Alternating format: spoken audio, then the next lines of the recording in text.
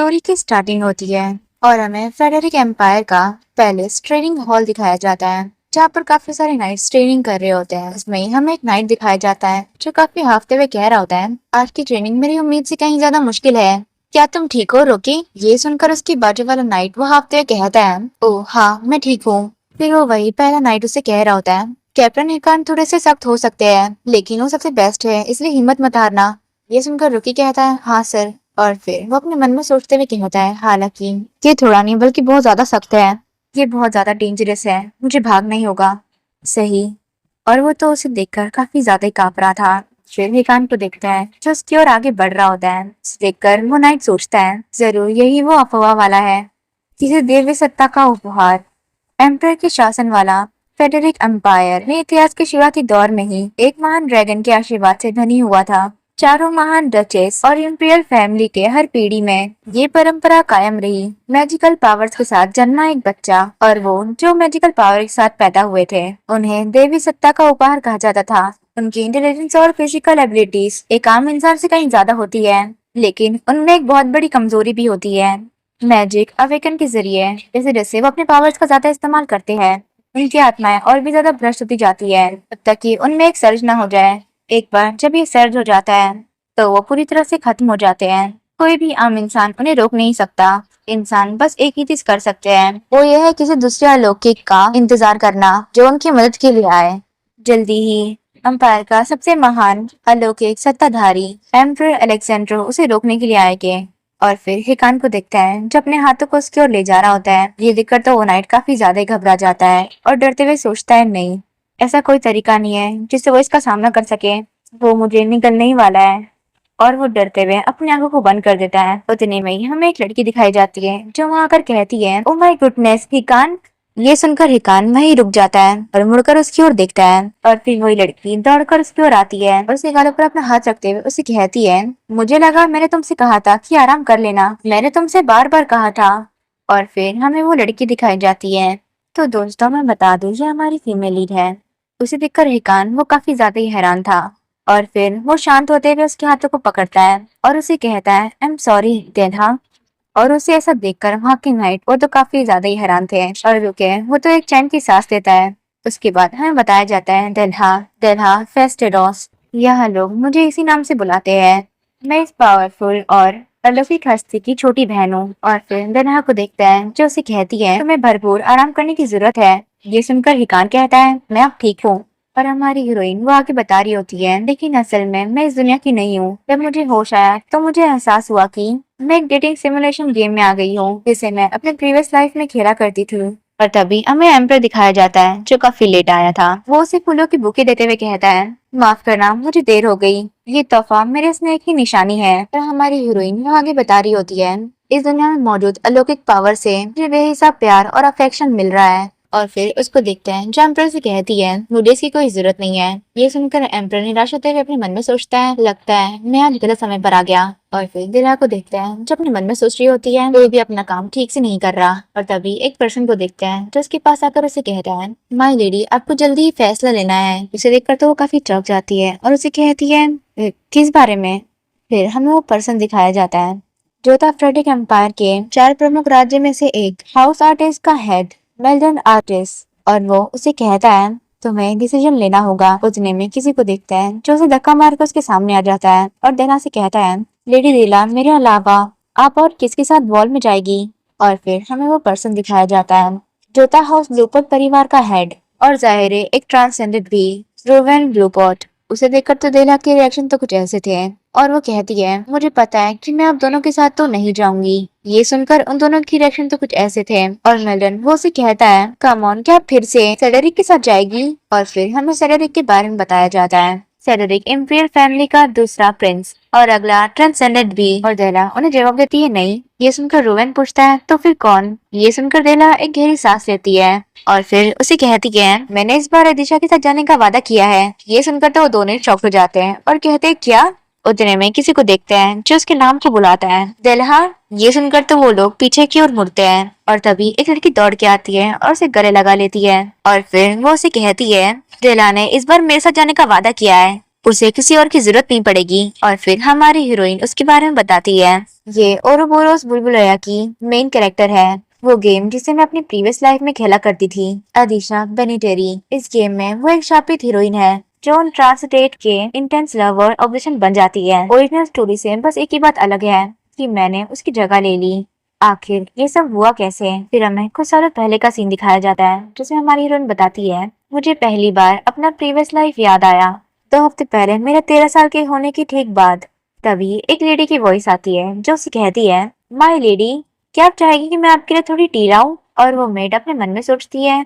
वो फिर से अपने ख्यालों में खो गई। तभी देना वो उसे कहती है, ओ हाँ, मुझे वही कुकीज भी चाहिए जो मैंने पिछली बार खाई थी। तुम्हें भी मेरे साथ कुछ खानी चाहिए डार्लिंग। ये सुनकर वो कहती है, सच में फिर से? और ये है उसकी नैनी डार्लिंग। और उसकी नैनी उसे कह रही होती है, आप ही इकलौती ऐसी लेडी है जो अपने सर्वेंट्स के प्रति इतने दयालु है। ये सुनकर वो कंफ्यूज होते हुए कहती है, सच में? और फिर वो अपने मन में सोचती है, वो दिन भी किसी आम दिन जैसा ही था जब 2 हफ्ते पहले मुझे अचानक अपने पास लाइफ की याद आई। मुझे एहसास हुआ कि असल में मैं एक गर्ल्स गेम की दुनिया में जी रही हूँ जिसका नाम है ओरोबोरोस की भूल भुलैया। एक ऐसा गेम जिसे मैं अपनी पास्ट लाइफ में खेला करती थी। इस गेम में कई हैंडसम मेल कैरेक्टर होने के बावजूद प्लेयर चाहे कोई भी रास्ता चुने, एंड में वो एक ऐसी मुश्किल में फंस जाता है जहाँ से निकलना नामुमकिन होता है। इसके सभी मुख्य रास्ते एक बुरे एंड की ओर ही ले जाते हैं। ये एक ऐसा मनोज और रेटेड आर गेम है जिसमें होप्स या ड्रीम्स के लिए कोई जगह ही नहीं है। मेरी जिंदगी किसी भी दिन खत्म हो सकती है। और उसकी नैनी उसे कह रही होती है, माय लेडी, आपको खाना खाने के बाद तुरंत लेटना नहीं चाहिए। और देना वो आगे सोचती है, क्यों? क्योंकि मेरा वो भाई जिसे मैं पिछले 13 सालों से नहीं मिली हूँ, हिकान फेस्ट्रोसे, इस गेम के कई कैरेक्टर्स में से एक, लेकिन वो सबसे ज्यादा पागल और खूंखार विलन भी है। अगर उसका अपना परिवार भी उसके रास्ते में आ जाए तो बिना एक पल सोचे उन्हें मार डालेगा। राहत की बात ये थी कि ओरिजिनल स्टोरी में वो एक लौता बच्चा था। और फिर उसकी नैनी को देखता है जो उसे उठाते हुए कहती है, आपने बहुत ज्यादा खा लिया है, इसलिए आपको टहलने जाना चाहिए।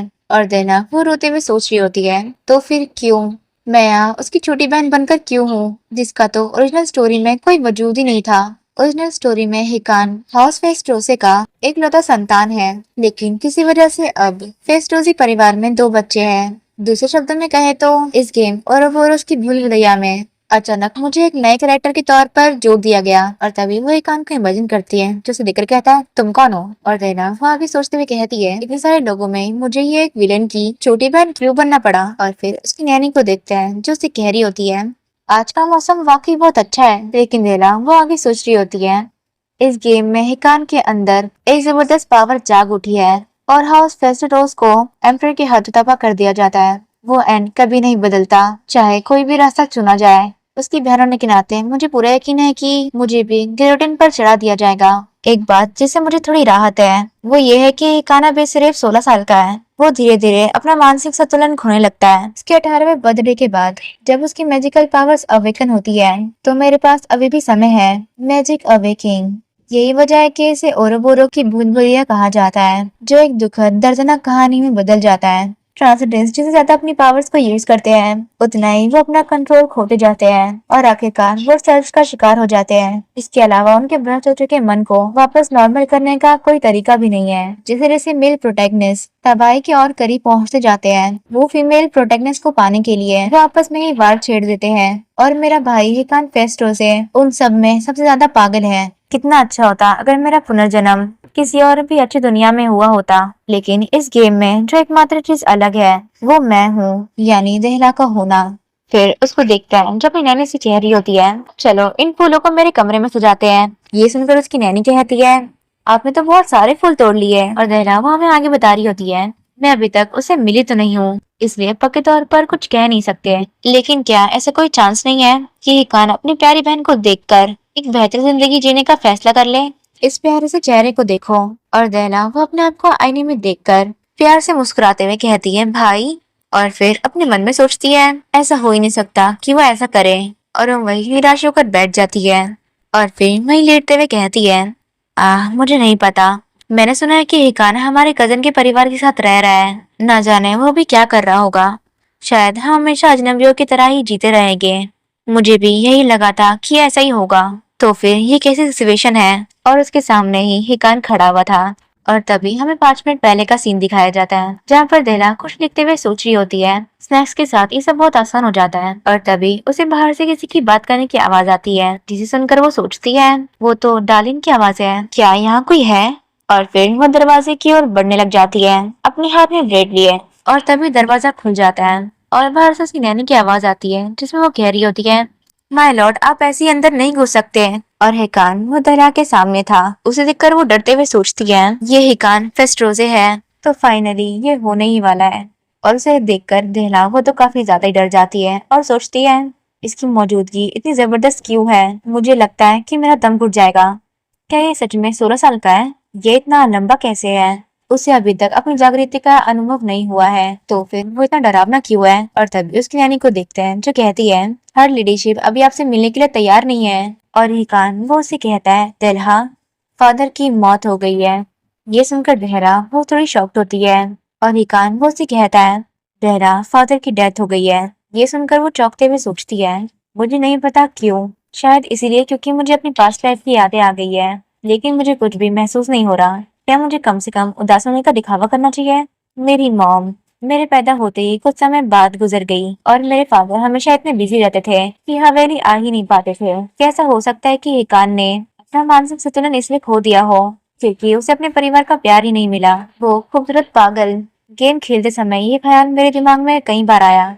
और तभी हिकान को देखते हैं जो काफी घूरते हुए उसे देख रहा था। उसे अपनी ओर घूरते हुए देखकर देला वो काफी ज्यादा घबरा जाती है और अपने मन में सोचती है मुझे एहसास नहीं हुआ कि मैं कहीं खोई हुई थी। और जब वो अपने सेंस में वापस आती है वो उसे अपनी ओर घूरते हुए देखकर सोचती है मुझे सहज ही ये बात समझ आ गई कि हिकान इस वक्त मेरी काबिलियत को परख रहा है।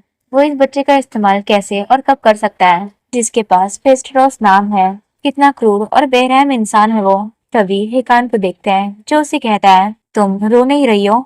ये सुनकर वो चौंक जाती है और फिर अपना नाम में मुंडी हिलाती है और उसे देखते हुए आगे सोचती है मुझे खुद को संभालना होगा। मैं उस सबसे खतरनाक कैरेक्टर के बचपन वाले रूप के सामने खड़ी हूँ जो ओरिजिनल कहानी में था।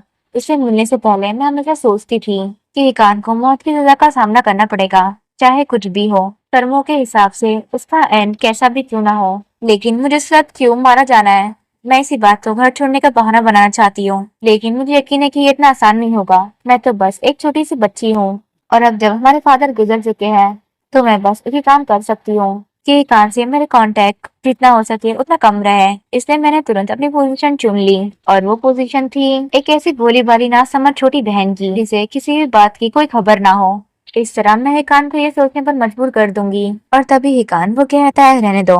और देला वो तो सक्सेसफुल हो गई थी, उसे मेरी जरा भी चिंता करने की जरूरत नहीं है। फिर मैं यहाँ से भाग निकलने का कोई मौका ढूंढ लूंगी। हिकान की नजर में एक बेवकूफ और मूर्ख इंसान कौन होगा? तभी हिकान वो मुड़कर वहां से जाते हुए कहता है समझ गया।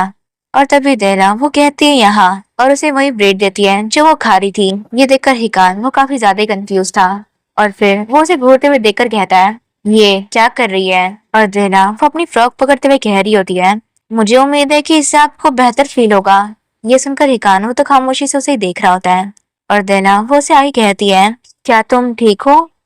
फादर की मौत से तुम भी जरूर दुखी होगे। उसके बाद मैं अपने मन में सोचती है मैंने पास्ट लाइफ में एक किताब पढ़ी थी जिसमें एक कहानी थी।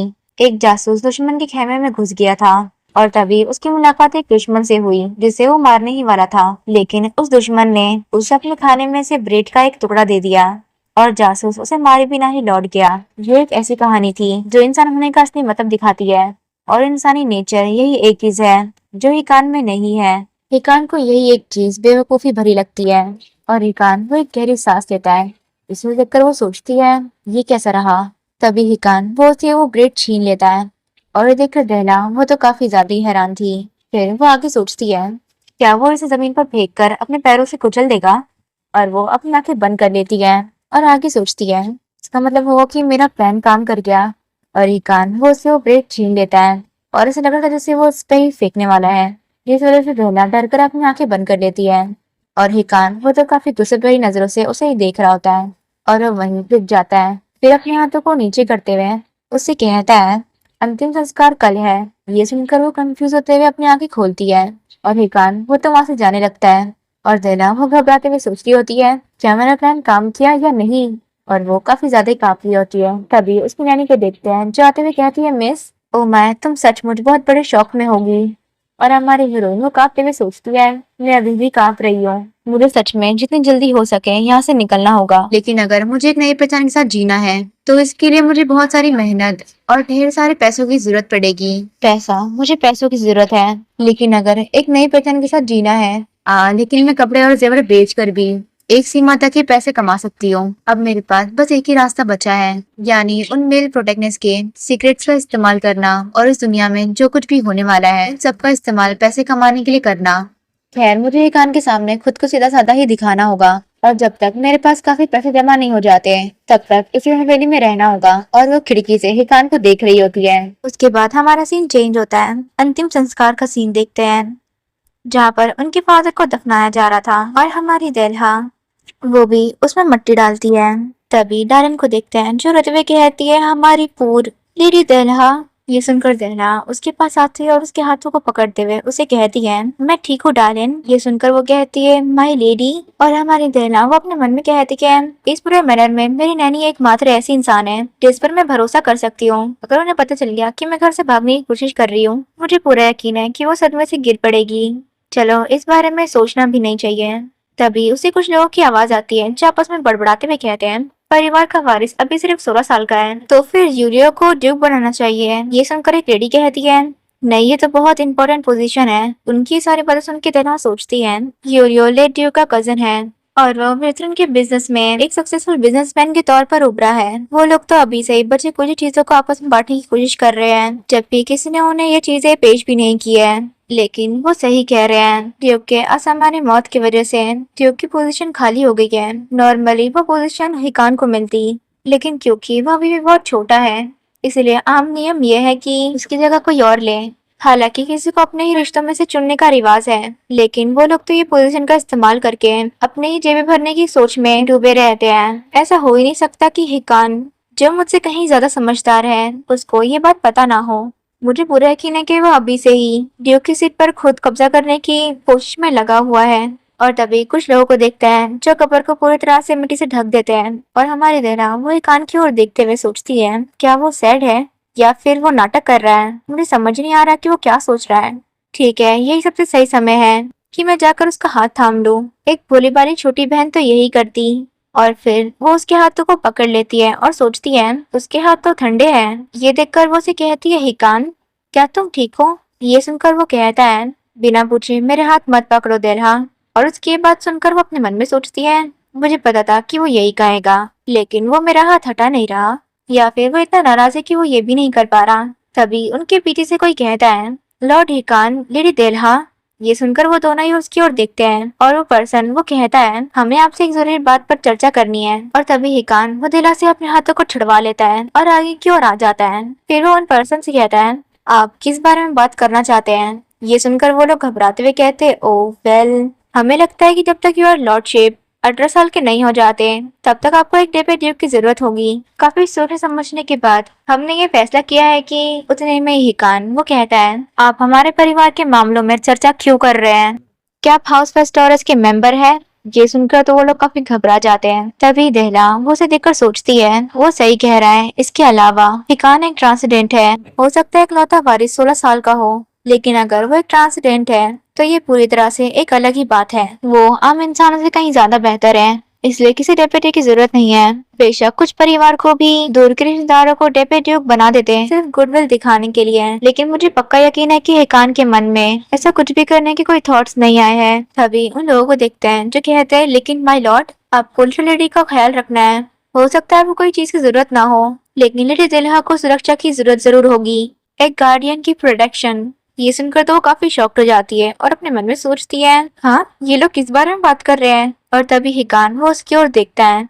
ये देखकर तो वो फ्लिंच हो जाती है और घबराते हुए अपने मन में सोचती है, नहीं, ये कोई अच्छा साइन नहीं है। हिकान एक ऐसा इंसान है जो अपने रास्ते में आने वाले किसी भी व्यक्ति को पलक झपकती हटा सकता है। हिकान जिस गोल को पाने की कोशिश कर रहा है, मैं ठीक उसी बीच फंसी हुई हूँ। क्या होगा अगर वो सच में मुझसे छुटकारा पाने की कोशिश करे? ये सब सोचते हुए वो हिकान के कपड़े को काफी टाइटली पकड़ लेती है। ये देखकर हिकान उसकी ओर देखता है और काफी ज्यादा ही हैरान हो जाता है। और दरहा वो कांपती हुई आवाज में कहती है, मुझे मुझे अपने परिवार में अपने भाई के अलावा और कोई नहीं चाहिए। ये सुनकर वो आदमी कहता है, लेकिन माय लेडी।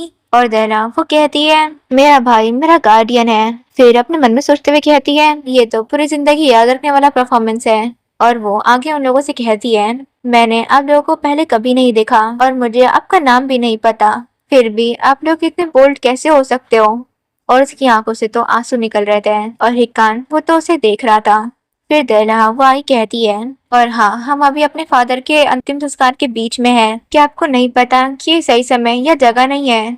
ये सुनकर तो वो लोग और कुछ कह ही नहीं पाते हैं। फिर वहां से जाते हुए कहते हैं, शायद हमें आज ये बात उठानी नहीं चाहिए थी। उनके जाने के बाद देला एक गहरी सांस लेती है और सोचती है, हाँ, मैं जीत गई। वो जल्दी वापस आ जाएंगे, लेकिन कम से कम अभी के लिए मैंने उन्हें अपने सर से हटा ही दिया। फिर वो हिकान की ओर देखते हुए सोचती है, क्या तुम्हें मुझ पर प्राउड है। लेकिन जब वो उसको देखती है, उसकी रिएक्शन कुछ ऐसे होते हैं। ये देखकर वो अपने मन में सोचती है, मुझे सचमुच लगा था कि इसे शायद उससे खुशी मिले। तभी हिकान वो कहता है, दिल्हा। और वहाँ पर एक तेज हवा का झोंका आता है और वो दोनों उसके फादर की कब्र के सामने खड़े थे। फिर हिकान उसे कहता है, ठीक है, अब सचमुच हम दोनों ही बचे हैं। ये कहकर वो आगे बढ़ जाता है और दिल्हा वो हैरानी से सोचती है, क्या वो ये कहने की कोशिश कर रहा है कि जल्दी वो इस नंबर को घटाकर 1 कर देगा। अंतिम संस्कार के बाद समय कब बीत गया पता ही नहीं चला और 1 महीना तेजी से गुजर गया।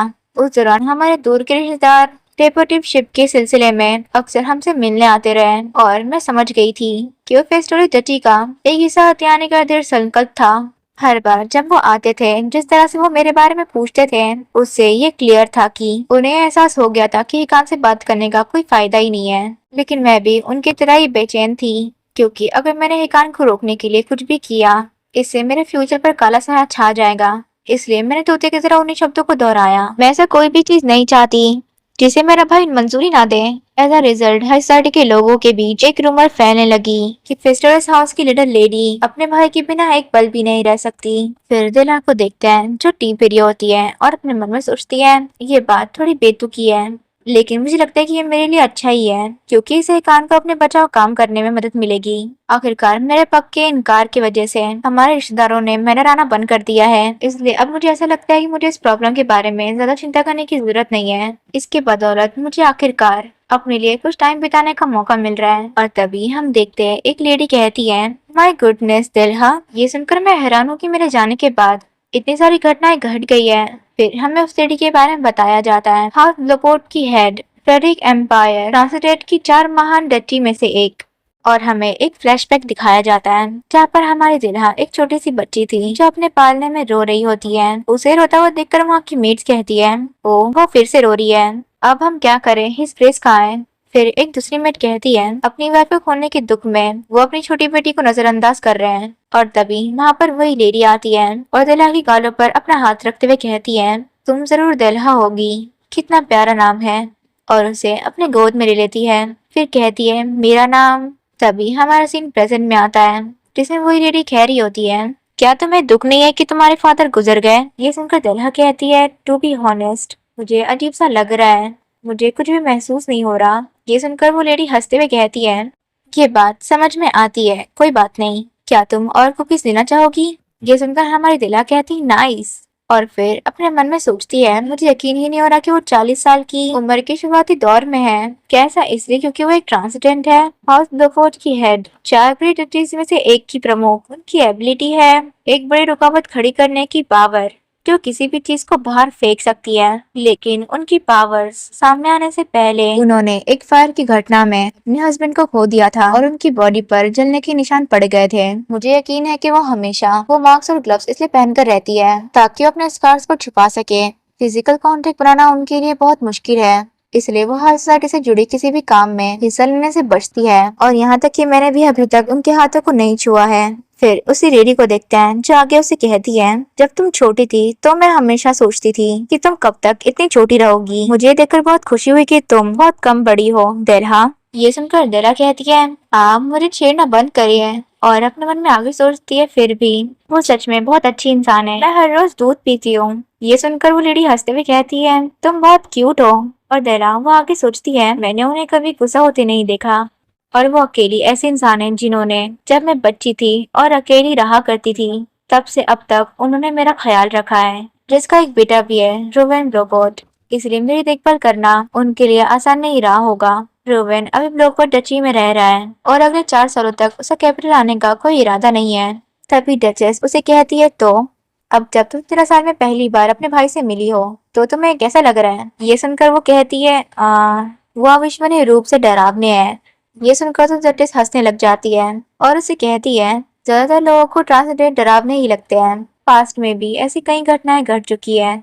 ये सुनकर दैला अपने मुंडे हिलाती है और फिर अपने मन में सोचते हुए कहती है, पोटेंशियल सर्च के खतरों की वजह से हम लोग हमेशा से ट्रांसजेंडर से डरते आए हैं। ज्यादातर सर्च को इंपीरियल फैमिलीज की हस्तक्षेप से ही काबू में किया गया है, लेकिन 30 साल पहले ड्यूकार्टिस की सर्च अचानक से उभरी एक ऐसी दुखद दुर्घटना की वजह बनी जिसमें इंपीरियल पैलेस के सभी जादूगर मारे गए। एज अ रिजल्ट दर्जनों नए कानून पारित किए गए जिसमें अलौकिक शक्तियों वाले लोगों की मेंटल कंडीशन की अनिवार्य रिपोर्टिंग भी शामिल थी। ग्रेट पावर के साथ साथ ग्रेट रिस्पॉन्सिबिलिटी भी आती है। इसके बदौलत अब कोई सर्च की घटना नहीं हुई, लेकिन बोरोबोरोस की बुलबुलिया की कहानी के अनुसार नियर फ्यूचर में एक ट्रांसजेंडर को सर्च का सामना करना पड़ेगा। उसमें ये साफ साफ नहीं बताया गया था कि ऐसा ठीक कब होगा या फिर यह किस तरह की घटना होगी, लेकिन इसमें ये जरूर कहा गया था कि एक पार्टी में जादुई उछल सर्च की घटना घटेगी और यही घटना उस सिलसिले की शुरुआत बनेगी। मैजिकल पावर्स वाले लोग यानी ट्रांसजेंडर द्वारा सर्च होगी जिसे इम्पीरियल फैमिली भी नहीं रोक पाएगी। इसीलिए डचेस, आपको अपने बेटे का खास ख्याल रखना होगा। ओरिजिनल स्टोरी के बारे में सिर्फ मुझे ही पता है। ये सचमुच एक अकेलापन भरा संकट है। और फिर वो डचेस से कहती है, लेकिन मुझे लॉर्ड रोवेन से डर नहीं लगता।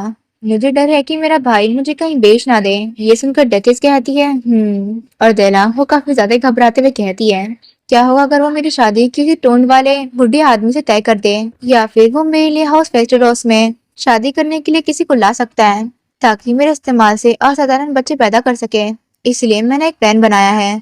जैसे ही मैं अडल्ट हो जाऊंगी मैं यहाँ से भाग जाऊंगी। ये सुनकर तो डचेस की चाय उनके मुंह से ही निकल जाती है।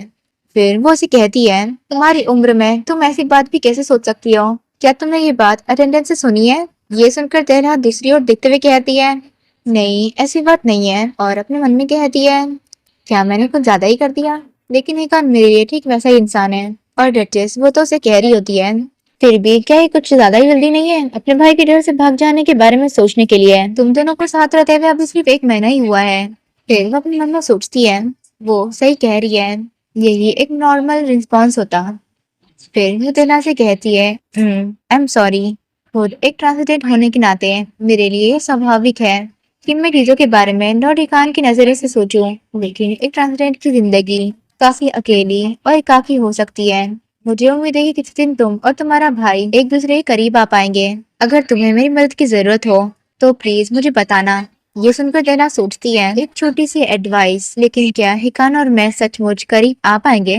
आज भी जब भी मैं उसकी तीखी नजरें देखती हूँ तो मेरा दिल कस जाता है। मुझे इस पर कुछ नहीं कहना था। शायद ऐसा इसलिए कि हिकान जानता है कि डचेस ब्लोपोर्ट मुझे बहुत प्यार करती है, लेकिन टाइम बिना किसी खास घटना के बीत गया। फिर हमें हिकान दिखाया जाता है जो कहता है, तुम और डचेस ब्लोपोर्ट काफी करीब लगते हो। ये सुनकर वो अपने मन में सोचती है, जैसे ही उसने ये शब्द यूं ही कह दिए मेरे रोंगटे खड़े हो गए। बेशक कोई दिक्कत ना होने का मतलब ये नहीं था कि हम दोनों एक दूसरे के और करीब आ गए। हमारी शुरुआत तो डेफिनेटली गलत हुई थी। एक इनोसेंट और थोड़ी सी नासमझ छोटी बहन जो अपने बड़े भाई पर जान छिड़कती है। अपनी इस जगह को बनाए रखने के लिए मुझे लगातार ये दिखावा करते रहना होगा कि मैं उसे पसंद करती हूँ। वो बस वहीं बैठा है, लेकिन फिर भी वो कितना डरावना दिख रहा है।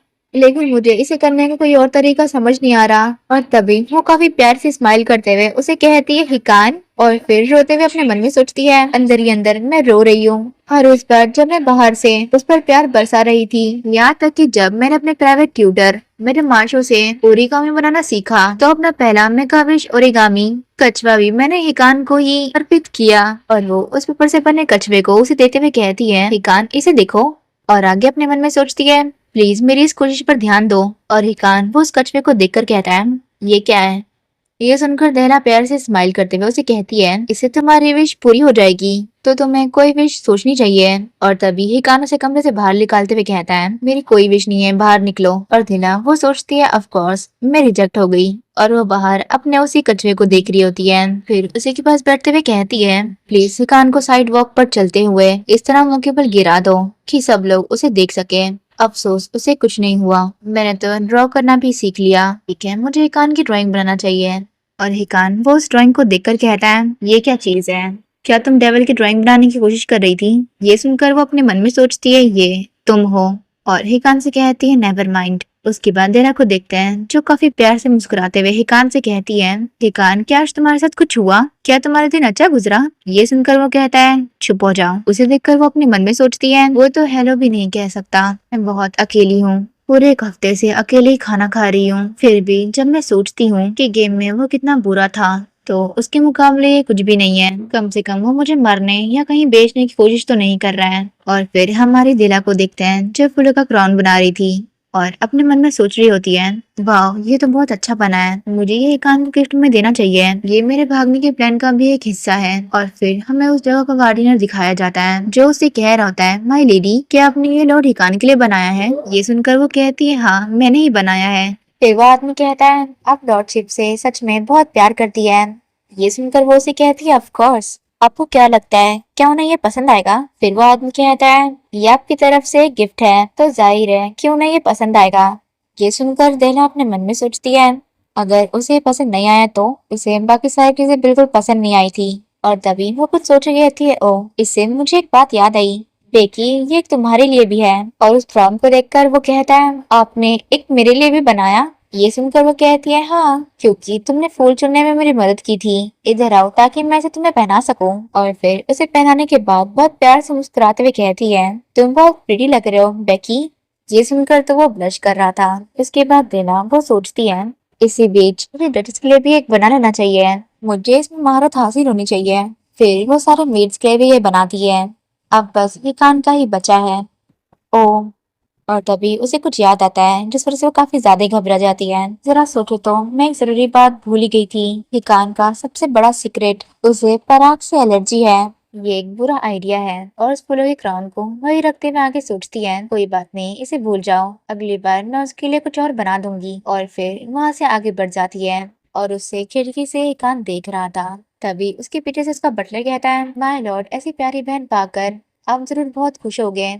ये सुनकर हिकान कहता है, तुम मजाक कर रहे हो, उस क्राउन को अभी मेरी नजरों से दूर करो। और देला ने बटलर के लिए भी एक क्राउन बनाया था। और हिकान वो तो टेबल पे बहुत जोर से उसे टैप कर रहा था और वो तो काफी गुस्से में दिख रहा था या जेलस। और वो अपने मन में सोचता है, मेरा वन एंड ओनली सिबलिंग, वो नॉर्मल चाइल्ड जिसे लेडर्स ने इतनी शिद्दत से चाहा था। यहाँ आने से पहले मैंने ये सोच रखा था कि जैसे ही वो मेरे रास्ते में आएगी मैं उसे रास्ते से हटा दूंगा। अगर मैंने उसे कोई साजिश रचते हुए देखा होता तो मैं उसी पल वहीं पर अपना फैसला कर लेता। लेकिन अब तक जो मैंने देखा है उसे तो ऐसा नहीं लगता कि उसके पास किसी भी चीज को लेकर कोई प्लान या थॉट्स हो। और वो उसके वही मुस्कुराते हुए चेहरे को याद कर रहा था। फिर वो आगे सोचता है, वो बस खाने के समय लगातार बातें करती रहती है और बेकार की चीजें बनाती रहती है। इसे देखते हुए उसे एक ऐसे मददगार के तौर पर अपने पास रखना बुरा आइडिया नहीं होगा, जिसका इस्तेमाल करके बाद में उसे हटाया जा सकता है। ऑफ कोर्स ये देखना थोड़ा परेशान करने वाला है कि वो मेरे आसपास 5 मिनट के दायरे में ही घूमती रहती है और मुझे ऐसे बेकार के तोहफे देती है जैसे हम सगे भाई बहन हो। और वो यही सब सोचते हुए खिड़की से बाहर देखता है और उस क्राउन को देखकर और फिर गुस्से से मुड़कर वहां से आगे बढ़ जाता है। उसके बाद सीन जाता है देला की ओर जो अपने मन में सोच रही होती है, हिकान के सामने इनोसेंट दिखने का मेरा प्लान एकदम सही चल रहा है, अब मुझे बस अपनी आजादी के लिए पैसे जमा करने हैं। तभी वो अपनी नैनी से कहती है, दालिन दालिन चाहे कुछ भी हो जाए तुम हमेशा मेरा ही साथ दोगी है ना? ये सुनकर उसकी नैनी कहती है, ऑफ कोर्स मैं आपके सिवा और किसका साथ दूंगी। ये सुनकर तो उसकी आंखों में चमक आ जाती है और वो उसे कहती है, मुझे पता था कि मैं तुम पर भरोसा कर सकती हूँ। डार्लिन मुझे एक सीक्रेट फंड की जरूरत है। ये सुनकर उसकी नैनी कंफ्यूज होते हुए कहती है, माफ करना आपने क्या कहा? फिर दिलहा वो अपने मन में सोचती है, अगर मैं उसे बताऊं कि मैं घर से भागने की तैयारी कर रही हूँ तो वो पक्का मुझे रोकने की कोशिश करेगी, ठीक वैसे ही जैसे डचेस ब्लोपोर्ट ने किया था। फिर वो उसे कहती है, हमेशा इस बात का चांस रहता है कि ये कान मुझे बेदखल कर दे है ना? मैं अपनी पॉकेट मनी बचा कर रखना चाहती हूँ बस किसी भी अनहोनी के लिए। फिर वो अपने मन में सोचती है क्या वो नहीं कहेगी। तभी उसकी नैनी उसके हाथों को पकड़ लेती है और कहती है, पूर लेडी तेरहा, मैं आपसे कहना चाहती हूँ कि हिज लॉर्डशिप आपके साथ ऐसा कभी नहीं करेंगे, लेकिन मैं खुद से नाराज हूँ कि मैं ऐसा नहीं कह पा रही। आप मुझसे अपने लिए क्या करवाना चाहोगी? ये सुनते साथ ही दिला के चेहरे पर एक चमक आ जाती है। वो अपने मन में सोचती है, फर्स्ट ऑफ ऑल मुझे अपने कपड़े और गहने बेचने पड़ेंगे। फिर उसकी नैनी वो कहती है, क्या होता अगर हम उन सबको बेच पाते हैं कि नौकर चाकर हमेशा आपकी अलमारी की जांच करते हैं, इसीलिए उन्हें जल्दी ही पता चल जाएगा। दिल्हा ने कुछ कपड़े और गहने बेच दिए, बस उतने ही जितने से दूसरों को शक ना हो। जैसा कि उम्मीद थी, हम इसे ज्यादा समय तक जारी नहीं रख पाए। और तभी कुछ मेट्स को देखते हैं जो आपस में कह रही होती है, मुझे लगता है कि लीडरशिप की अलमारी से कुछ कपड़े गायब है, हमें चीजों की और भी अच्छी तरह से जांच करनी होगी। और ये देखकर दिल्हा सोचती है, मुझे लगता है कि इस बात का यहीं पर एंड हो गया है। हो सकता है कि इस तरह से मैं और पैसे ना कमा पाऊँ, लेकिन मुझे लगता है कि मैंने काफी कुछ जमा कर लिया है। पुरानी डायरियों के लिए एक बक्सा, कपड़े में लिपटे सोने के सिक्के उनके अंदर रखे हैं। Thank you darling. अब मैं पैसे कैसे कमाऊंगी? मैं डार्लिन पर ज्यादा दबाव नहीं डालना चाहती। तभी हमारा सीन चेंज होता है। डेरिस को देखते हैं जो उसे कह रही होती है, माय गुडनेस, तुम एक गुप्त को छुड़ाने की कोशिश कर रही हो। लेला, क्या तुम मुझे इस तरह चौंकाती रहोगी? फिर दुल्हा वो उसे कहती है, ये मेरे लिए सचमुच बहुत बहुत जरूरी है, योर ग्रेस। फिर अपने मन में सोचती है, मैंने सुना है कि वहाँ का एक कीमती किताब है लेट ड्यू के स्टडी रूम में, शायद तुम्हें एक नजर डाल लेनी चाहिए। सोचने पर याद आता है फादर को किताबें पढ़ना बहुत पसंद था। हो सकता है उस स्टडी रूम में दुर्लभ फर्स्ट एडिशन मौजूद हो। मैं उन्हें चुपके से छुपा लूंगी और बाद में उचित दामों पर बेच दूंगी। मैं बस यही सोच रही थी। तभी उसके हाथ से किताब नीचे गिर जाती है और वो भी नीचे की ओर गिर जाती है। और अपने मन में सोचती है, तो क्यों? और हिकान वो उसके सामने खड़ा हुआ था। वो उसे काफी खतरनाक वॉइस में कहता है, क्या तुम भी यही सोचती हो देल्हा? और उसे देखकर देल्हा वो तो काफी ज्यादा ही डर जाती है और अपने मन में सोचती है, ऐसा क्यों हो रहा है? और फिर सीन कट होता है उसकी मेड को देखता है जो उस पे मरहम लगाते हुए कहती है, आपको इस तरह चोट कैसी लगी? और दिल्हा उसको तो दर्द हो रहा था। फिर वो उसकी नैनी से कहती है, मैं स्टडी रूम में सीढ़ी पर खेल रही थी और गिर गई। ये सुनकर उसकी नैनी कहती है, माय गुडनेस, आपको तो शुक्र मनाना चाहिए कि इससे बुरा और कुछ नहीं हुआ। रुकिए, मैंने अभी अभी लॉर्ड हिकान को स्टडी रूम से निकलते हुए देखा, क्या इससे उनका कुछ लेना देना है? ये सुनकर दिल्हा उसके रिएक्शन तो कुछ ऐसे थे। और फिर हमें उस टाइम का सीन दिखाया जाता है जब वो स्टडी रूम गई थी। वहां आकर वो सोचती है, अच्छा हुआ यहाँ कोई नहीं है, मुझे जल्दी से कुछ ले लेना चाहिए इससे पहले कि कोई यहाँ आ जाए। और तभी वो किताबों को देखते हुए कहती है, मुझे यहाँ कोई भी बुक नहीं दिख रही जो किसी काम की हो जहाँ मैं खड़ी हूँ। तभी उसे एक आइडिया आता है और वो एक सीढ़ी लेती है और उसके ऊपर चढ़ जाती है और चढ़ते हुए अपने मन में सोचती है, मुझे डर लग रहा है, मुझे जल्दी से कुछ ढूंढ कर नीचे उतर जाना चाहिए। फिर ऊपर चढ़कर उन किताबों को देखती है। फिर कुछ देखकर हैरान होते हुए सोचती है, मिनट रुको, सारी किताबें अलौकिक लोगों के बारे में है। ये किताब मैजिक सर्च और अलौकिक पावर से जुड़ी तरह की चेतावनियों से भरी हुई है। और फिर वो उस शेल में से एक किताब निकालती है और उसे ही देख रही होती है। फिर उसे देखकर कहती है, अलौकिक लोगों का नेचर, वो कहाँ से आए हैं? फिर वो उस किताब का पहला पन्ना खोलती है और कहती है, तो ये तो फर्स्ट एडिशन की कॉपी है, ये बहुत ऊंचे दाम में बिक सकता है, ये इसे बेचने की कोशिश करनी चाहिए। उतने में उसे पीछे से एक कान की आवाज आती है जिसमें वो कहता है, क्या लगता है तुम यहाँ क्या कर रही हो? ये सुनकर तो वो काफी हैरान हो जाती है और धड़ाम से नीचे की ओर गिर जाती है। हिकान वो उसे कहता है, तुम्हें शायद छोटी छिपी जगहों में घुसना पसंद है, और काफी खतरनाक आंखों से उसे ही घूर रहा होता है। ये देखकर तो दिल्हा काफी ज्यादा ही डर जाती है और कांपने लग जाती है। फिर हिकान वो किताब को अपने हाथों में ले लेता है और पढ़ते हुए कहता है, उन्हें इंसान कहना भी नहीं चाहिए, वो हमेशा बुनियादी तौर पर अलग है। फिर उस किताब को बंद कर देता है और उसे कहता है, वो ऐसा ही कहा गया है, क्या तुम भी यही सोचती हो दिल्हा? और दिल्हा वो तो घबराते हुए अपने मन में सोचती है, मैं तो गई काम से, उसे मुझसे ठीक उसी समय क्यों मिलना था? मेरे हाथ में वैसी किताब थी, मैं समझ गई थी अगर मैंने गलत जवाब दिया, कान के साथ मेरा रिश्ता हमेशा के लिए खराब हो सकता है। इस समय से मैं उसकी भोली भाली छोटी बहन बनने का नाटक कर रही थी, लेकिन मैं तो चुपके चुपके ऐसी किताबें पढ़ रही थी। इसमें लिखा था अलौकिक लोग इंसान नहीं होते। बस हो गया, अब सब खत्म। फिर वो कान से कहती है, तो तुम्हें पता है ना कि मैं डेल्टस ब्लोबोर्ड की दोस्त हूँ, ऐसा हो ही नहीं सकता कि मैं वैसी कोई बात सोचूं। फिर अपने मन में कहती है, एक्सक्यूज। फिर आगे उसे कहती है, और हाँ, तो बस अलौकिक लोगों के बारे में पढ़ने की कोशिश कर रही थी क्योंकि मैं तुम्हें और बेहतर समझना चाहती थी। ये सुनकर वो कहता है मुझे समझना। फिर उसकी ओर आगे बढ़ता है और उस किताब को उसको दे देता है। फिर उसे कहता है और ठीक इसी वजह से तुम मुझे कभी नहीं समझ पाओगी। तुम्हें ये समझ नहीं आ रहा है ना। ये सुनकर वो नाम में मुंडी हिलाती है। फिर वो आगे कहता है क्या तुम्हें पता है कि लेट ड्यूक फेस्टोरिस तुम्हारे प्यारे ग्रैंडफादर की मौत कैसे हुई थी। ये सुनकर वो सोचती है उनकी मौत हर एक सर्च की अचानक बढ़ने से पागल होकर। पर हिकान वो आगे कह रहा होता है उनने पूरे फेस्टोरिस हवेली को नष्ट कर दिया और यहाँ तक कि अपनी ही बेटी हमारी मॉम को जान से मारने की कोशिश भी की थी। इसके बाद मॉम को अलौकिक लोगों से डर लगने लगा। हालांकि वो खुद एक अलौकिक थी और किसी से भी ज्यादा स्ट्रांग थी। वो इस थॉट से उभर ही नहीं पाई कि उनका अपना बेटा वो नॉर्मल बच्चा जिसे उनने भी चाहा ही नहीं था इसी दिन उसे मारने की कोशिश करेगी। इसलिए उन्होंने मुझे हवेली से बहुत दूर भेज दिया। उसकी सारी बातें सुन के दिलहा वो अपने मन में सोचती है ये हिकान के बचपन की वो कहानी है ओरिजिनल स्टोरी में नहीं बताई गई थी। और हिकान वो कह रहा होता है तुम्हें क्या लगता है दिलहा। और दिलहा वो आगे सोचती है मुझे पता ही नहीं था कि मॉम ने हिकान को इसलिए दूर भेज दिया था क्योंकि वो एक ट्रांसजेंडेंट था। इसलिए मैंने उसे इतने लंबे समय से पिस्टोरस हवेली में नहीं देखा। लेकिन अभी इन सब बातों के बारे में सोचने का समय नहीं है। पर मैंने अभी अपनी बात नहीं कही। तभी वो उसे कहती है मैं हिकान तुम मेरे इकलौते भाई हो और तुम एक अच्छे इंसान हो। ये सुनकर वो कहता है ठीक है और अपनी जगह से खड़े होने लगता है। उसे देखकर वो अपने मन में सोचती है हिकान बस दूर से ही सब कुछ देख रहा था। उसे लग रहा था जैसे मेरी बेताब बातें उस तक पहुंच ही नहीं पा रही थी। और हिकान वो वहां से जाने लगता है और फिर दिलहा को देखता है जो काफी ज्यादा ही डर चुकी थी और वो तो काफी ज्यादा ही कांपने लग जाती है। और फिर वो डेरेस की बातों को याद करती है। एक ट्रांसजेंडर की जिंदगी अकेली और एकाकी हो सकती है। ये सब याद करते वो आगे अपने मन ही मन सोचती है जब उसने कहा था कि मैं उसे कभी नहीं समझ पाऊंगी। अचानक मुझे गेम का एक सीन याद आ गया। ये हिकान और गेम की फीमेल प्रोटैगनिस्ट अदेशा के बीच हुई एक बातचीत थी उसे अगवा करने के बाद। और तभी हमें गेम का एक सीन दिखाया जाता है जिसमें अदेशा उसे कह रही होती है अभी भी हालत को ठीक करने में देरी नहीं हुई है बस एक दूसरे को समझने की कोशिश कर सकते हैं। फिर हिकान कहता है नहीं अभी कुछ भी नहीं बदला जा सकता। मुझे यकीन है कि तुम मुझसे कभी प्यार नहीं करोगी ना ही कभी समझ पाओगी। ये सुनकर तो अदीशा कुछ कह ही नहीं पाती है। हिकान वो आगे कहता है इसीलिए यही एकमात्र रास्ता है। ये याद करते हुए वो आगे सोचती है मैंने उसे हटी और फूल कहकर खूब खरी खोटी सुनाई। ऐसा था कि फीमेल प्रोटेक्टनेस ने उस पर दया दिखाई। वो एक एंजल थी।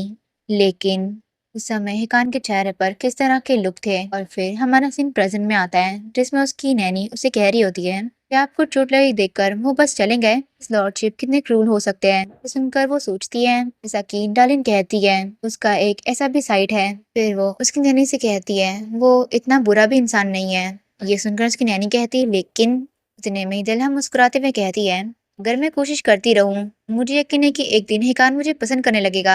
ये सुनकर उसकी नैनी रोते हुए कहती है हमारी पूर लेडी दिलहा। उसे ऐसा देखकर दिलहा कहती है रो मत डार्लिन।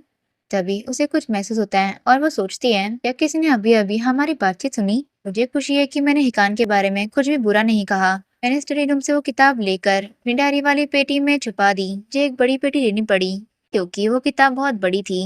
मुझे यकीन ही नहीं हो रहा कि इतनी छोटी सी बात के लिए मैंने इतनी सारी मुसीबतें उठाई। उम्मीद है ये सब करना फायदेमंद साबित होगा। तभी हमारा सीन शिफ्ट होता है हिकान की ओर जो काफी तेजी से अपने कमरे के अंदर जाता है और काफी जोर से अपने टेबल पर हाथ रखता है।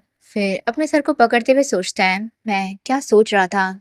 शुरू में तो मैं तो बस थोड़ा डरा कर रखना चाहता था ताकि वो कोई मुसीबत खड़ी ना करे। लेकिन जब मैंने उसे उन आंखों से मेरी तरफ देखते हुए देखा तो मैंने खुद को अपने दुख भरी पास्ट के बारे में बातें करते हुए पाया। फिर वो दिला की उन्हीं बातों को याद करता है जिसमें वो कहती है अगर मैं कोशिश करती रहूंगी तो मुझे पूरा यकीन है कि किसी दिन हिकान मुझे पसंद करने लगेगा। ये याद करते हुए वो सोचता है तभी मैंने उसे वो बेवकूफ शब्द कहते हुए सुने। दिलहा तो बस मेरे सब्र का इम्तिहान लेती रहती है। जिस दिन हम पहली बार मिले थे तब से उसकी आंखों में साफ साफ डर झलक रहा था। लेकिन मैं ये भी देख सकता था कि उसे मेरी फिक्र थी। वो लड़की जिसने अपने फादर की मौत की खबर सुनकर पलक तक नहीं झपकाई थी उसे मेरी चिंता थी। इससे पहले किसी ने मुझे उस तरह नहीं देखा था इसलिए उसकी आंखों में देखना मुझे एक अजीब सी फीलिंग देती है। लेकिन ये अनएक्सेप्टेबल है। ये बिल्कुल वैसा ही था जैसा मैंने दिलहा को बताया था। हमारे ग्रैंडफादर ड्यूक फेस्टरोस के निधन के बाद हमारी मॉम को इस बात से नफरत थी कि वो एक ट्रांसजेंडेंट थी। ज्यादा कि उन्होंने अपनी ही पहचान को नकार दिया था। जाहिर है वो ये भी चाहती थी कि उनका बच्चा भी एक ट्रांसजेंडेंट बने। उन्हें ऐसे बच्चे की जरूरत नहीं थी। जो होशियार हो या जिसका बर्ताव अच्छा हो। वो तो बस यही चाहती थी कि उनका बच्चा नॉर्मल हो। हालांकि मैं उनका पहला बच्चा एक ट्रांसजेंडर था। मैं बहुत जल्दी बड़ा हो गया। मैं बहुत इंटेलिजेंट था। मैं शांत और इंडिपेंडेंट था। मैं बिल्कुल वैसे ही ट्रांसजेंडर था जैसे उनके लेट फादर थे। जब मैं 3 साल का था, एक दिन मॉम की सहेली अपने बेटे के साथ हमारे महल में मिलने आई। फिर उसकी मॉम को देखते हैं जब वो सहेली से कह रही होती है, बहुत समय हो गया है, मिलने आने के लिए शुक्रिया। और हिकान वो आगे अपने मन में कह रहा होता है, वो लड़का जब तक वहां रहा पूरे समय उसने सबको परेशान किया। और वो लड़का हिकान से कहता है, ट्रांसेंडेंट, यही मेरे मॉम ने कहा था। तुम किस चीज से खेल रहे हो? मैं भी तुम्हारे साथ खेलना चाहता हूँ। ओह सॉरी, मैंने तो बस उसे छुआ ही था, पर वो टूट गया। ये देखकर तो हिकान की आंखों में काफी ज्यादा ही गुस्सा आ जाता है और वो उस बच्चे को सिर से धक्का मार देता है। जिसे देखकर तो उसकी मॉम और उसकी सहेली दोनों ही काफी हैरान थी। और हिकान वो आगे सोचता है, आखिर में वो लड़का सीढ़ियों से नीचे गिर गया और उसका पैर टूट गया। मॉम को लगा कि मैंने ये घटना जानबूझकर की थी और उन्होंने मुझे खुद से और भी ज्यादा दूर करना शुरू कर दिया। और फिर तेरहा का जन्म हुआ। मुझे नहीं पता कि वो दूसरा बच्चा कैसे पैदा कर पाई, जबकि मेरे पैदा होने के बाद उन्हें 5 मान लिया गया था। मॉम ने तेरहा को गॉड की ब्लेसिंग कहा। आखिरकार मुझे, जिसे मॉम परिवार पर एकमात्र कलंक मानती थी, फ्यूचर के वारिस के तौर पर अनुभव हासिल करने के लिए प्रांतों में रहने वाले एक रिश्तेदार के पास भेज दिया गया। मॉम की मौत के बाद भी 1.5 साल से भी ज्यादा समय तक वहीं रोकर रखा गया। मॉम ने अपनी वसीयत में फादर से कहा था कि वो मुझे हवेली में वापस न आने दे। यही वजह है कि मैं अपने पेरेंट्स की मौत के बाद ही घर लौट पाया। मेरी फैमिली ने मुझे पूरी तरह और हमेशा के लिए छोड़ दिया था, इसलिए मैंने कसम खाई कि मैं उन्हें कभी माफ नहीं करूंगा।